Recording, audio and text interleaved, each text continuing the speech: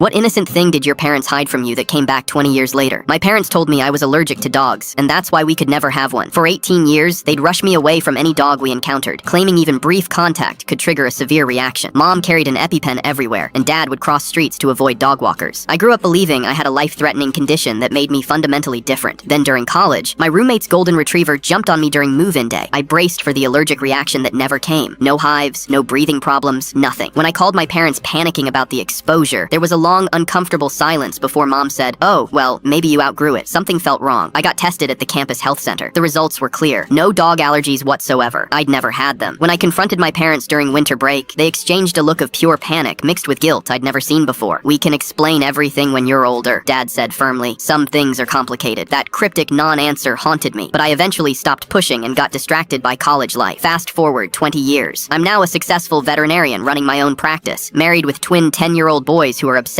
with dogs. Our house is basically a zoo. My parents visit regularly and show no signs of the old allergy concerns, which only deepened the mystery. Last month, Dad was diagnosed with early-stage dementia. While helping Mom organize his medical records, I found a folder labeled Tommy Emergency Contacts buried deep in their filing cabinet. Inside were documents that made my blood run cold. Police reports from when I was 6 years old detailed a vicious dog attack involving a neighbor's pit bull that had severely traumatized the child. Medical records showed I'd been hospitalized for 3 days, not from physical injuries, but from severe psychological trauma and selective mutism. But the most shocking document was a letter from a child psychologist dated 6 months after the attack. Tommy has developed an intense phobia of all dogs, regardless of size or breed, and becomes catatonic when he sees them. However, he's also expressing guilt about being broken and different from other children. I recommend framing this as a medical condition rather than psychological trauma to preserve his self-esteem. There were session notes spanning 2 years of therapy I had no memory of. The final note read, "Tommy no longer shows fear responses to dogs in controlled settings, but the family has decided to maintain the allergy explanation, as he seems more comfortable with a medical reason than confronting psychological trauma." The folder also contained something that shattered my heart, a handwritten letter from 8-year-old me to Santa, asking him to please cure my dog allergy so I can be normal like other kids and not broken anymore. Yesterday, I sat down with Mom and showed her what I'd found. She broke down completely. "You didn't speak for months after that attack," she sobbed. "When you finally started talking again, you'd have panic attacks just seeing dogs on TV. The therapist helped you overcome the fear, but you were so ashamed of being scared that you preferred thinking you were allergic. You said allergies weren't your fault, but being afraid was. Today, I realize every confident moment of my childhood was built on my parents' carefully constructed foundation of protection."